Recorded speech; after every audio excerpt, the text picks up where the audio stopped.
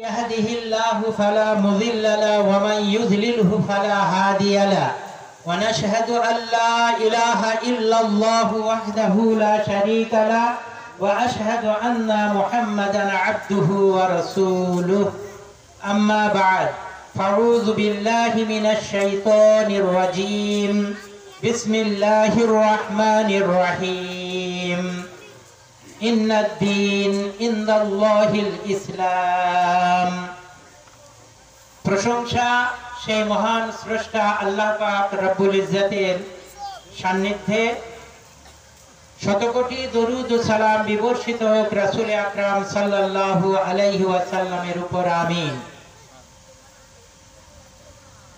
আমরা অবগত আছি এবং সকাল থেকেই আমরা মাইকের আওয়াজ, বাচ্চাদের পড়াশোনা, তাদের খেলাধুলা সব কিছু মিলিয়ে এলাকাবাসী আমরা অনেক মানুষই অবগত আছি। আজ ইকরা মডেল একাডেমির তরফে ওনাদের একটি বার্ষিক অনুষ্ঠানের আয়োজন করেছেন এবং প্রচারও করা হয়েছে। মাদানী সাহেবও আমাদের কাছে দুপুরেই উনি পৌঁছে গেছেন ইনশাআল্লাহ। তো আপনারা চায়ের দোকানে, মোড়ের মাথায়, নিজের বাড়িতে বসে না থেকে আপনারা অবশ্যই প্যান্ডেলের সামনে চলে আসুন, স্টেজের সামনে এসে বসে যান। শ্রোতা না থাকলে একজন সম্মানী ব্যক্তিকে আমরা তো তুলতে পারছি না। তো আপনারা সময় নষ্ট না করে আমরা যদি ইসলামের একটা একটা করে যদি আমরা বিন্দু বিন্দু কথাকে যদি আমরা শুনে নিজের জীবনে সেটাকে যদি রূপদান করতে পারি, পালন করতে পারি, সেটাই আমাদের জন্য যথেষ্ট। সেটাই আমাদের আখিরাতে হয়তো আমাদের পাথেয় হয়ে দাঁড়াবে। আমরা জানি ডক্টর আল্লামা ইকবাল তিনি বলেছেন, লা তাহতাকির কায়দা যায়িফ, আমাদের কোনো জিনিসটাকে ছোট ভাবা উচিত না। আমরা জানি যে অনেক সময় বৃহত্তম জিনিস যেমন আজদাহা সাপ, একটা কত বড় আকৃতির জিনিস বলুন তো, কিন্তু একটা কাঁকড়া বিছে যার ওজন হয়তো পাহাড়ি কাঁকড়া বিছে হলেও 100 গ্রামের বেশি ওজন না, সেই কাঁকড়া বিছের দংশনে কিন্তু একটা আজদাহা সাপও কিন্তু মৃত্যুবরণ করে। অতঃপর আমরা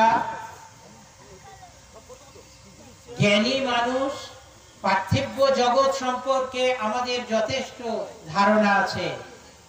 আমি দীর্ঘদিন শহরাঞ্চলে পড়াশোনার কাজে, চাকরি বাকরির আগে ব্যবসাতেও বেশ কিছুদিন আমি কাটিয়েছি।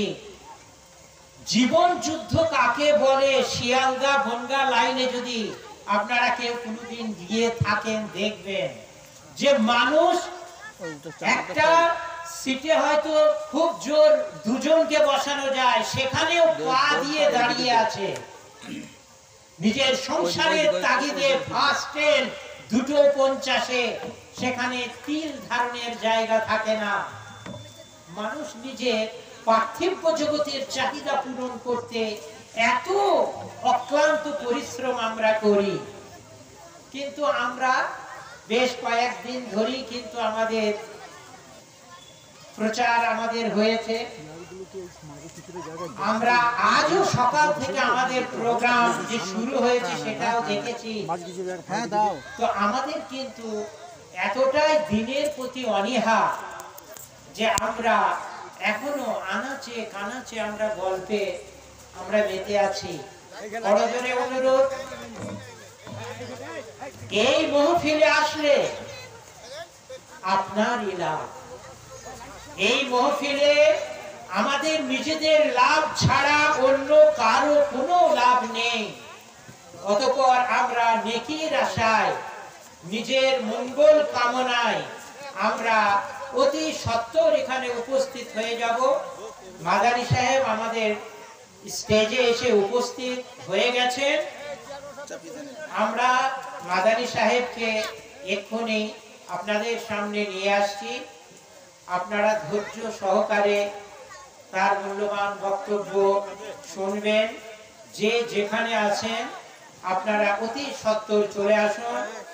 ছাত্র ছাত্রীরা এবং এই প্রতিষ্ঠানের সঙ্গে যারা অতঃপরিতভাবে জড়িত রয়েছেন তাদেরকেও আমি অনুরোধ করছি তারাও স্টেজের সন্নিকটে এসে উপস্থিত হয়ে যান। আমরা একটা একটা করে মানুষ যদি আসতে থাকি তাহলে নিঃসন্দেহে দিন ও দুনিয়ার আমরা সাফল্য অর্জন করতে পারব। আমরা এবারে জনাব এনামুল হক মাদানী সাহেবকে অনুরোধ জানাচ্ছি তিনি আসুন এবং বক্তব্য